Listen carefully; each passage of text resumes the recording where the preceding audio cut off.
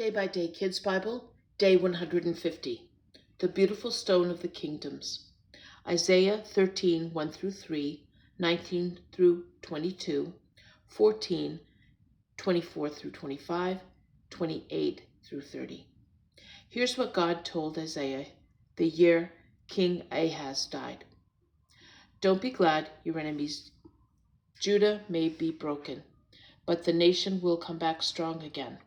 The poor people will find a place to stay. They will be safe when they lie down. God promises it will be the way I planned. I will mash the enemies flat. I'll run over them on my mountains. I'll get them away from my people. Here's what God says about Babylon. Set a flag up on a hill. I've called my fighters to come. They're glad to see me win.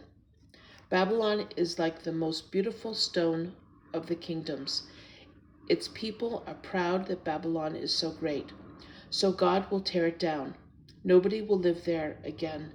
Shepherds won't even take their sheep there. Instead, desert animals will stay there. Jackals will go into the houses. Owls will live there. Wild goats will jump around. Hyenas will yell there. Jackals will go into the palaces. It will happen soon. Babylon won't last long. A son of the dawn. Isaiah 14, 3 through 5, 12 through 15, 22 through 23. You were slaves. Babylon was mean to you, but God will set you free. Then you'll say this about Babylon's king. The mean man's end has come. His anger is over. God broke his power. You have fallen from heaven. You were like a morning star.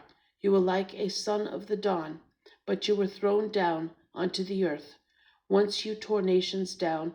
You said, I'll go up to heaven. I'll sit there above God's stars.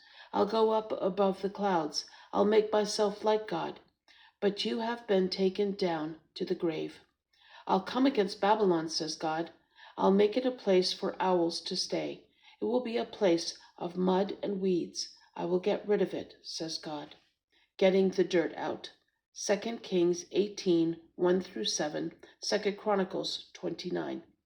Now Judah's king Hezekiah was a good king. He did what was right. He took the idols down and broke them. Hezekiah trusted God. He kept following God no matter what. He obeyed God's laws, and God was with him. Everything Hezekiah did turned out right. Hezekiah opened God's worship house again.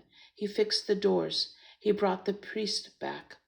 Listen, said Hezekiah to the priests, take all the dirt out of here.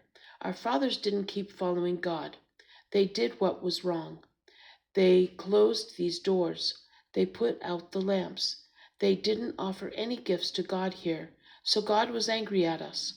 That's why there has been so much war. But I'm going to make a promise to God, said Hezekiah. That way, God will stop being angry at us. Stand before God, serve him here. So the priests and their families got to work. They cleaned out every part of the worship house. Then they told King Hezekiah they had done the job. The next morning, King Hezekiah got up early. He got the city leaders together. They went to the worship house. They offered gifts of meat on the altar.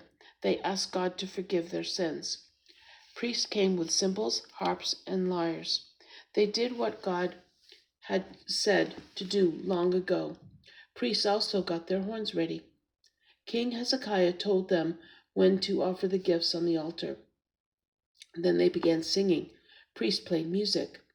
When the gifts had been given, they all bowed down. They worshipped God. King Hezekiah ordered the priests to praise God with David's songs. So they sang David's songs. They were glad. They bowed their heads, and they worshipped God. You've told God you would obey him, said Hezekiah. So bring your gifts to God's worship house. All the people got to bring their gifts.